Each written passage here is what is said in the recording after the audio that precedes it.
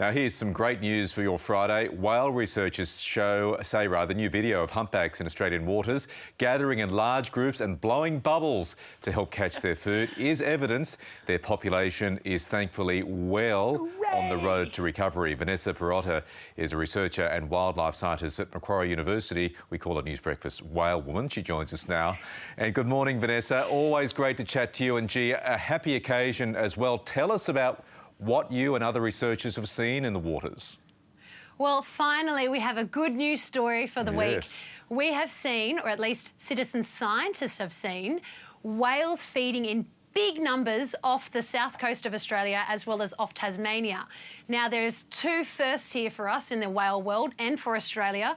The first thing is a supergroup feeding event where there's 20 or more whales feeding in one location.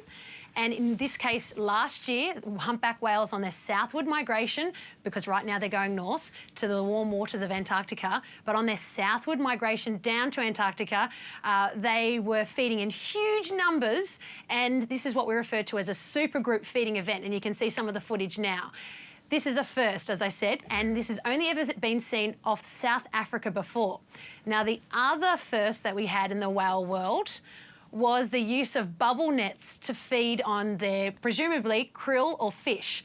Now, the drone footage that was captured from a citizen scientist off the lovely coast of New South Wales, south coast, really captured the extent of this feeding activity, but also this type of behaviour. So for your listeners or your viewers that haven't seen bubble net feeding before, I've actually never seen it in person before either, but essentially it's where the whales use blow bubbles from their nose, which is on top of their head, and then they blow bubbles in a circular motion around their prey, and then they come up below and scoop up their prey. Oh, it is pretty amazing to see. Wow, it's as easy as that. There we see some bubbles being blown now. What a fascinating way of getting food. That's right. Now, not all humpback whales do this, and we're not exactly sure how they learnt to do this, or if there's other whales from other southern hemisphere populations that have said, oh, this is how I feed and this is how you should do it.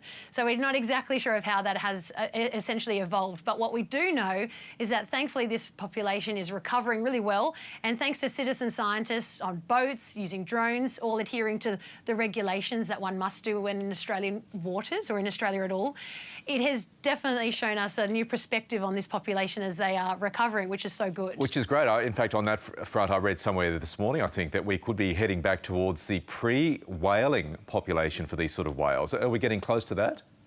Well, at least for the East Coast population, which this research is focused on, we are. In fact, we actually don't know at what point this population is going to stop growing, because there's just so many of them. And this is such a good news story. In fact, there's been recent calls, or at least debate, over potentially delisting these animals from an endangered species rather.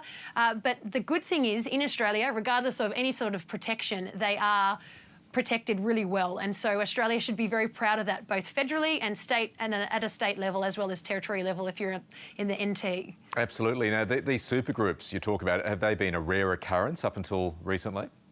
We have never seen them in Australia before. Wow. Up until last year, but there is only one other place in the southern hemisphere that they've been seen, and kind of quite often now, quite regularly, off South Africa. And it's just a sea of whales. That's the way you can describe it. There is whales everywhere. And what was so great that people would just describe the ocean as full of whales, like a whale soup. And so to see whales doing this, but in addition to that, seeing whales use bubble nets to feed is just phenomenal. And we're very excited in the whale world, right around the world.